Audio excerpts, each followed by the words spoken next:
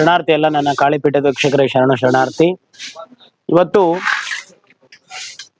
ನಾವು ತಂದೆ ತಾಯಿಗಳನ್ನ ಎಷ್ಟು ಕಡೆಗಣಿಸಿದೀವಿ ಅಂತ ಅಂದ್ರೆ, ನಮ್ಗೆ ದೇವ್ರ ಕಂಡಿಲ್ಲ, ನಮ್ಗೆ ಒಳ್ಳೇದ್ ಮಾಡ್ತಾ ಇಲ್ಲ, ನಾವ್ ಎಷ್ಟು ದುಡಿದ್ರು ದುಡ್ಡು ಉಳಿತಾ ಇಲ್ಲ, ನಾವು ಹಾಗೆ ಹೀಗೆ 10,000 ರೂಪಾಯಿಗೆ ಶಾಸ್ತ್ರದಾರರಿಗೆ ಖರ್ಚು ಮಾಡೋದು, ಲಕ್ಷಗಟ್ಲೆ ಹೋಗಿ ನಾವು ಕೇರಳಕ್ಕೆ ಹೋಗಿ ಬರೋಣ, ಅಲ್ಗೋಗ್ಬರೋಣ, ಇಲ್ಗೋಗ್ಬರೋಣ, ಅಲ್ಲಿ ಪರಿಹಾರ ಸಿಗುತ್ತೆ, ಇಲ್ಲಿ ಪರಿಹಾರ ಸಿಗುತ್ತೆ, ಮತ್ತೆ ಮೋಜು ಮಸ್ತಿ ಮಾಡೋ ಅಂತದ್ದು, ಲಕ್ಷಾಂತರ ರೂಪಾಯಿ ಖರ್ಚು ಮಾಡಿ ಮೋಜು ಮಸ್ತಿ ಮಾಡ್ತಾರೆ.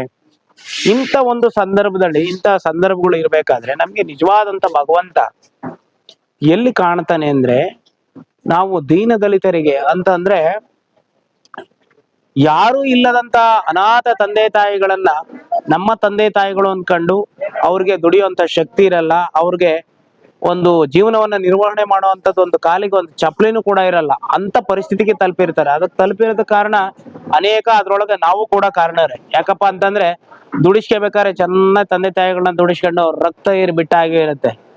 ಅದು ಮನೇಲಿ ಅನೇಕ ಕೌಟುಂಬಿಕಗಳ ವಿಚಾರವಾಗಿ ಆ ಟೈಪ್ ತಂದೆ ತಾಯಿಗಳನ್ನ ಬಿಟ್ಬಿಡ್ತೀವಿ. ಆ ತಂದೆ ತಾಯಿಗಳನ್ನ ಬಿಟ್ಟಾಗ ಅವ್ರಿಗೆ ದುಡಿಯೋ ಶಕ್ತಿ ಇರಲ್ಲ, ಜೀವನ ನಿರ್ವಹಣೆ ಮಾಡೋ ಶಕ್ತಿ ಇರಲ್ಲ.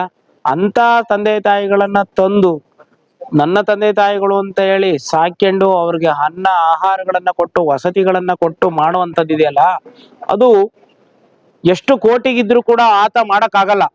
ಒಬ್ಬ ಸಾಮಾನ್ಯ ಹೆಣ್ಮಗಳು ಮಾಡ್ತಾಳೆ, ಸಾಮಾನ್ಯ ಮಠಮಾನ್ಯಗಳು ಮಾಡುತ್ತೆ, ಸಾಮಾನ್ಯ ಸಂಸ್ಥೆಗಳು ಮಾಡ್ಕೊಂಡು ಹೋಗ್ತಾವ ಅದನ್ನ.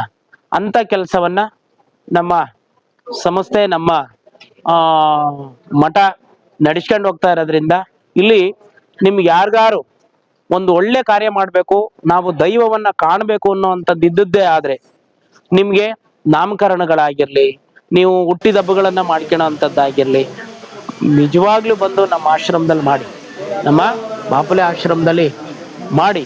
ಅಲ್ಲಿ ದೇವ್ರು ಕಾಣ್ತಾನೆ, 10 ಜನ ಒಟ್ಟಸ್ಕೊಂಡಿರ್ತಾರೆ, ಅವ್ರಿಗೆ ಊಟಕ್ಕೆ ಕೊಡಿ, ಅವ್ರನ್ನ ಸಂತೋಷ ಪಡಿಸಿ, ಅಲ್ಲಿ ನಿಮ್ಗೆ ಭಗವಂತ ಕಾಣ್ತಾನೆ. ಮತ್ತೆ ನೀವೇನಾದ್ರು ದಾನ ಮಾಡ್ಬೇಕು ಅನ್ನೋವಂಥದ್ದು ಏನಾದ್ರು ಇದ್ರೆ, ಯಾಕೆಂದ್ರೆ ಇವತ್ತು ಒಂದು ಕುಡಿಯೋ ನೀರ್ ಬೇಕು ಅಂತಂದ್ರು 10 ರೂಪಾಯಿ ಇಲ್ದಲೆ ಒಂದ್ ಕುಡಿಯೋ ನೀರ್ನು ಕೂಡ ಕೊಡಲ್ಲ. ಅವತ್ತಿನ ಕಾಲಿತ್ತು ಮಜ್ಜಿಗೆ ಕೇಳಿದ್ರೆ ಅದ್ರೊಳಗೆ ಬೆಣ್ಣೆ ಹಾಕಿ ಕೂಡ ಕಳ್ಸರು. ಇವತ್ತು ಬಾಯಾರಿಕೆ ಆಯ್ತು ಕಣಪ್ಪ ಅಂದ್ರೆ ನೀರು ಕೂಡ ಕೊಡಲ್ಲ. ಅಂತ ಪರಿಸ್ಥಿತಿ ಒಳಗೆ ದಾನ ಧರ್ಮಗಳು ಏನಾದ್ರು ನಡೀತಾ ಇದಾವೆ ಅಂತ ಅಂದ್ರೆ, ಅದು ಒಂದು ಮಠಮಾನ್ಯಗಳಿಂದ, ಒಂದು ಆಶ್ರಮದಿಂದ, ಇಂಥದೊಂದು ಹೆಣ್ಮಗಳು ಇಂಥದೊಂದು ಆಶ್ರಮ ನಡೆಸ್ಕೊಂಡು ಹೋಗ್ತಾ ಇರೋದ್ರಿಂದ ನಮಗೆ ತುಂಬಾ ಸಂತೋಷ. ಮತ್ತೆ ಅದಕ್ಕೆ ಬೆನ್ನು ಕೊಟ್ಟು ನಿಂತಿರ್ತಕ್ಕಂಥದ್ದು ಆ ತಾಯಿ ಆಶೀರ್ವಾದ ಆಗಿರ್ತಕ್ಕಂಥದ್ದು ನಮಗೂ ತುಂಬಾ ಖುಷಿ ತಂದಿರೋ ಅಂಥದ್ದು. ಯಾಕೆ ನಾವು ಪುಣ್ಯ ಕೆಲಸಗಳನ್ನ ಮಾಡ್ಬೇಕಲ್ಲ, ಬರೇ ಭಕ್ತರನ್ನ ನೋಡೋದಲ್ಲ.